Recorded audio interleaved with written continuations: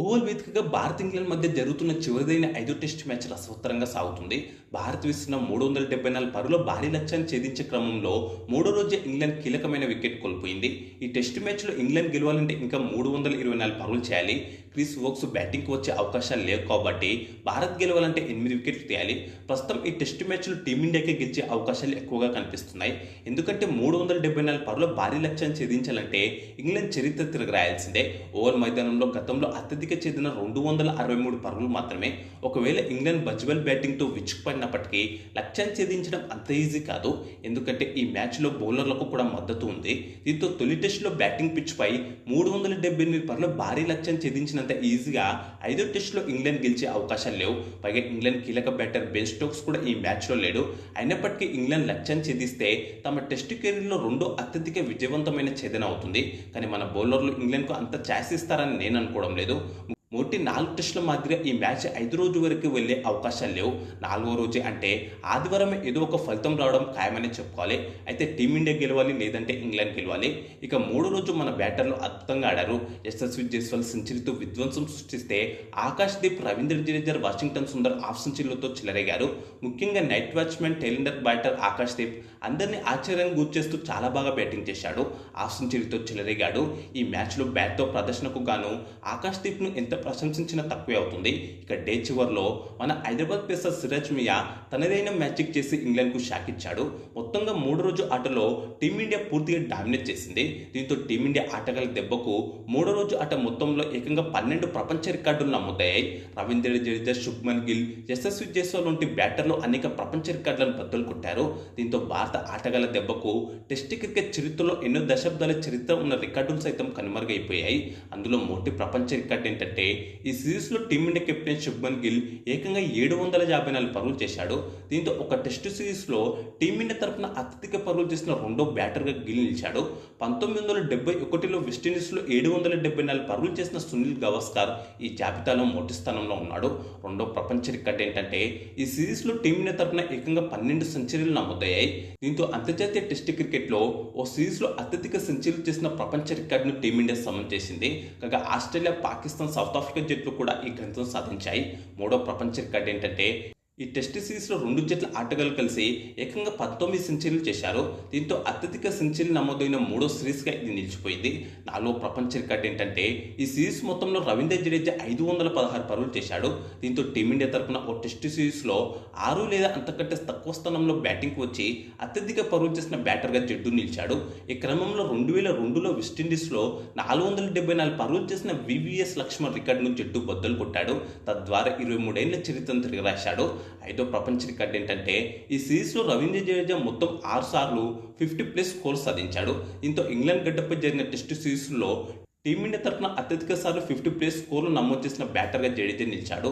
ఈ క్రమంలో 1979లో సునీల్ గవాస్కర్, 2018లో విరాట్ కోహ్లీ, 2025లో రిషబ్ పంత్ చేసిన 5 సార్లు 50+ స్కోర్ల రికార్డును జడేజా బద్దలు కొట్టాడు.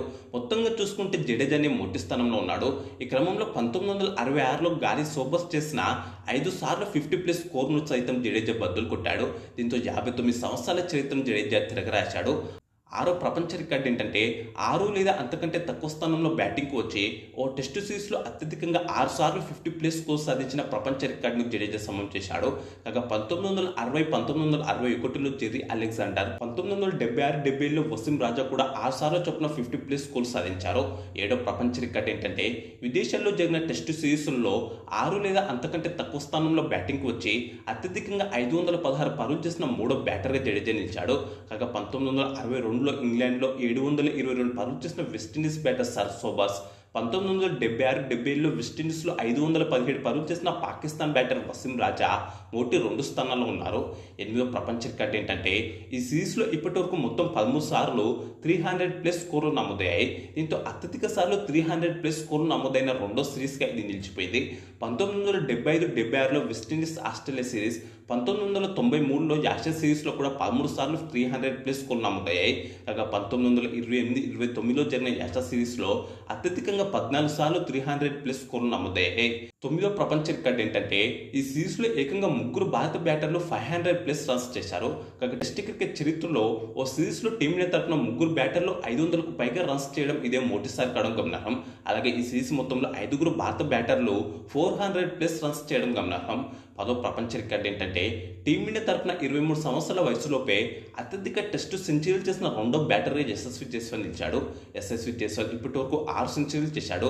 ఈ క్రమంలో 5 సెంచరీలు చేసిన రవిశాస్త్రిని అధిగమించాడు. కాగా 11 సెంచరీలు చేసిన సచిన్ టెండూల్కర్ ఈ జాబితాలో మొదటి స్థానంలో ఉన్నాడు. 11వ ప్రపంచ రికార్డు ఏంటంటే అంతర్జాతీయ టెస్టు క్రికెట్లో 23 సంవత్సరాల లోపే అత్యధికంగా 6 సెంచరీలు చేసిన రెండో ఓపెనర్గా జైస్వాల్ నిలిచాడు. 7 సెంచరీలు చేసిన సౌత్ ఆఫ్రికా మాజీ బ్యాటర్ గ్రేమ్ స్మిత్ ఈ జాబితాలో మొదటి స్థానంలో ఉన్నాడు. చివరిదైన 12వ ప్రపంచ రికార్డు విషయానికి వస్తే విదేశాల్లో టీమిండియా పేసర్ మహమ్మద్ సిరాజ్ 100 వికెట్లను పూర్తి చేసుకున్నాడు. ఇందుకు సిరాజ్ 27 టెస్టులు ఆడాడు. అదే సమయంలో స్వదేశంలో 14 టెస్టుల్లో 19 వికెట్ తీశాడు. ఓవరాల్గా తన టెస్ట్ కెరీర్లో ఇప్పటి వరకు 41 టెస్టులు ఆడి 119 వికెట్ తీశాడు. మ్యాచ్ ఎలా జరిగిందనే విషయానికి వస్తే రెండో ఇన్నింగ్స్లో 2 వికెట్ల నష్టానికి 75 పరుగుల ఓవర్నైట్ స్కోర్తో మూడో రోజు బ్యాటింగ్ ప్రారంభించిన టీమిండియాకు యశస్వి జైస్వాల్ ఆకాశ్దీప్ అద్భుతమైన ఆరంభాన్ని ఇచ్చారు. ఇద్దరు కలిసి మూడో వికెట్కు ఏకంగా సెంచరీ భాగస్వామ్యాన్ని నెలకొల్పారు. ముఖ్యంగా రెండో రోజు నైట్ వాచ్మెన్ బ్యాటర్గా వచ్చిన ఆకాశ్దీప్ అద్భుతంగా బ్యాటింగ్ చేశాడు. ఎవరు ఊహించని విధంగా ఒక పర్ఫెక్ట్ బ్యాటర్ మాదిరిగా చాలా బాగా బ్యాటింగ్ చేశాడు. ఏదో అలా లక్కు కలిసి వచ్చి బాగా ఆడాలే అనుకోవడానికి కూడా వీల్లేదు. ఎందుకంటే అతని ఇన్నింగ్స్లో ఏకంగా 12 బౌండరీలు ఉన్నాయి. మనమంతా 3 రోజు ఆట ప్రారంభం కావడానికి ముందు వరకు కూడా టీమిండియా మంచి స్కోర్ సాధించాలంటే ఆకాశ్దీప్ ఎలాగో త్వరగా అవుట్ అయిపోతాడు కాబట్టి గిల్ జైస్వాల్ ఓ మంచి భాగస్వామ్యాన్ని నెలకొల్పాలని కోరుకున్నాం. కానీ మన ఆలోచనలన్నింటినీ తారుమారు చేశాడు ఆకాశ్దీప్. టైలెండర్ అయితేనేమి, నైట్ వాచ్మ్యాన్ అయితేనేమి బ్యాటింగ్లో రన్స్ చేయడానికి నాకు మాత్రం ఏం తక్కువ అనుకున్నాడేమో చాలా బాగా బ్యాటింగ్ చేసి ఇంగ్లాండ్కు షాక్ ఇచ్చాడు. దీంతో మూడో రోజు ఆటలో ఇంగ్లాండ్కు త్వరగా వికెట్ దొరకలేదు. సెకండ్ ఇన్నింగ్స్లో టీమిండియా మంచి స్కోర్ సాధించడానికి యశస్వి జైస్వాల్ సెంచరీనే కీలకమని చాలా మంది అనుకుంటున్నారు. కానీ నా దృష్టిలో మాత్రం జైస్వాల్ సెంచరీ కన్నా ఆకాశ్దీప్ హాఫ్ సెంచరీ చాలా కీలకమైనది. ఎందుకంటే ఒక టైలెండర్ అద్భుతమైన ఇన్నింగ్స్ ఆడడంతో బ్యాటర్లపై ఒత్తిడి ఎక్కువగా పడలేదు. ఇదే ఈ టెస్ట్ మ్యాచ్లో ఇంగ్లాండ్ ముందు టీమిండియా భారీ లక్ష్యాన్ని ఉంచడంలో సహాయపడింది. టీమిండియా టర్నింగ్ పాయింట్ కూడా ఇదే. మొత్తంగా 70 బంతుల్లో హాఫ్ సెంచరీని పూర్తి చేసుకున్నాడు ఆకాశ్దీప్. ఈ క్రమంలోనే మరో 8 నుంచి యశస్వి జైస్వాల్ సెంచరీకి చేరువయ్యాడు. ఇంతలోనే జైస్వాల్ ఆకాశ్దీప్ భాగస్వామ్యాన్ని 43వ ఓవర్లో జెమీ ఓవర్టన్ విడదీశాడు.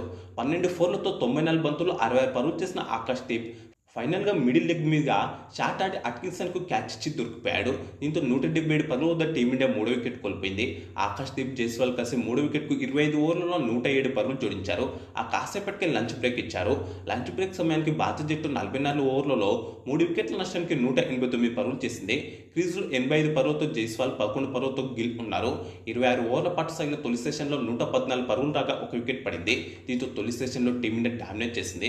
కానీ దురదృష్టవశాత్తు లంచ్ బ్రేక్ తర్వాత మొట్టు ఓవర్లోనే టీమిండియా వికెట్ కోల్పోయింది. ఇది కూడా కీలకమైన కెప్టెన్ శుభ్మన్ గిల్ది కావడం గమనార్హం. 2 ఫోర్లతో 9 బంతుల్లో 11 పరుగులు చేసిన గిల్ అట్కిన్సన్ బౌలింగ్లో లెగ్ బేస్లో అవుట్ అయ్యాడు. అనంతరం కరుణ్ నాయర్తో కలిసి ఇన్నింగ్స్ను ముందుకు తీసుకెళ్లాడు జైస్వాల్. ఈ క్రమంలో జట్టు స్కోర్ 200 దాటింది. అలాగే లీడ్ కూడా 200 దాటింది. ఈ క్రమంలోనే 127 బంతుల్లోనే యశస్వి జైస్వాల్ సెంచరీని పూర్తి చేసుకున్నాడు. టీమిండియా ఖచ్చితంగా గెలవాల్సిన మ్యాచ్లో అద్భుతమైన సెంచరీ చేశాడు జైస్వాల్. అది కూడా వేగంగా చేయడం గమనార్హం. టెస్టులో జైస్వాల్కి ఇది 6వ సెంచరీ. ఈ సిరీస్లో 2వది, ఇంగ్లాండ్పై 4వది. నిజానికి జైస్వాల్ ఇచ్చిన 1-2 క్యాచ్లను ఇంగ్లాండ్ ఫీల్డర్లో నేలపాలు చేయడం కూడా టీమిండియాకు కలిసి వచ్చింది. ఆ కాసేపటికి జైస్వాల్, కరుణ్ నాయర్ భాగస్వామిని బ్రేక్ చేశాడు అట్కిన్సన్. 3 ఫోర్లతో 32 బంతుల్లో 17 పరుగులు చేసిన కరుణ్ నాయర్ జెమీ స్మిత్కు క్యాచ్ చౌటాడు. దీంతో 229 పరుగులకు టీమిండియా సగం వికెట్లు కోల్పోయింది. అయితేనేం ఆ తర్వాత జైస్వాల్, జడేజా కలిసి మరో పార్ట్నర్షిప్ నెలకొల్పారు. వీరిద్దరూ కలిసి 6వ వికెట్కు 44 పరుగులు జోడించారు. ఓ టైంలో జడేజాను ఎంపైర్ లెగ్ బేస్లో అవుట్గా ప్రకటించాడు. కానీ జడేజా రివ్యూకి వెళ్లడం, రివ్యూ భారత్కు అనుకూలంగా రావడంతో బతికిపోయాడు. కానీ ఇంతలోనే century hero Yashasvi Jaiswal out అయ్యాడు. జోష్ టంగ్ వేసిన 65 ఓవర్లో భారీ షాట్కు ప్రయత్నించి బౌండరీ లైన్ వద్ద ఉన్న జెమీ ఓవర్టన్కు దొరికిపోయాడు. దీంతో 273 పరుగుల వద్ద టీమిండియా 6వ వికెట్ కోల్పోయింది. 14 ఫోర్లు 2 సిక్స్లతో 164 బంతులు 118 పరుగులు చేశాడు యశస్వి జైస్వాల్. టీ బ్రేక్ సమయానికి జడేజా, ధ్రువ్ జురేల్ కలిసి టీమిండియా స్కోర్ను 300 దాటించారు. టీ బ్రేక్ సమయానికి 71 ఓవర్లలో టీమిండియా 6 వికెట్ల నష్టానికి 304 పరుగులు చేసింది. 27 ఓవర్ల పాటు సాగిన రెండో సెషన్లో 115 పరుగులు రాగా 3 వికెట్లు పడ్డాయి. అప్పటికే టీమిండియా 281 పరుగుల ఆధిక్యంలో ఉంది. దీంతో ఒక్కసారిగా ఇంగ్లాండ్ ఒత్తిడిలోకి వెళ్ళిపోయింది. ఎందుకంటే ఈ మధ్యాహ్నంలో అత్యధిక విజయవంతమైన చేతిన 263 పరుగులు మాత్రమే. అది కూడా 1902లో వచ్చింది. నిజానికి అప్పటికి ఇప్పటికి ఏకంగా 123 సంవత్సరాల గ్యాప్ ఉంది. ప్రస్తుతం బజ్బల్ పేరుతో ఇంగ్లాండ్ భారీ లక్ష్యాలను కూడా ఛేదిస్తుంది. కానీ ఇది ప్రతిసారి వర్కౌట్ కాదు. అందులోనూ ఈ పిచ్పై చాలా కష్టం. ముఖ్యంగా చివరి రోజు బ్యాటింగ్ చేయాలంటే చుక్కలు కనిపించడం ఖాయం. దీంతో ఇక్కడి నుంచి వచ్చే ప్రతి పరుగు ఇంగ్లాండ్పై తీవ్ర ఒత్తిడిని పెంచిందనే చెప్పుకోవాలి. టీ బ్రేక్ తర్వాత ఇండియా ఆధిక్యం 300 దాటింది. జడేజా, ధ్రువ్ జురేల్ మధ్య భాగస్వామ్యం కూడా 50 పూర్తయింది. కానీ ఇంతలోనే ఓవర్ టర్న్ వేసిన 77 ఓవర్లో జురేల్ లెగ్ బైస్లో అవుట్ కావడంతో టీమిండియా 7వ వికెట్ కోల్పోయింది. 4 ఫోర్లతో 44 బంతుల్లో 34 పరుగులు చేశాడు జురేల్. ఆ తర్వాత జడేజా, వాషింగ్టన్ సుందర్ కలిసి మరొక భాగస్వామ్యాన్ని నెలకొల్పారు. ఇద్దరు కలిసి 34 పరుగులు జోడించారు.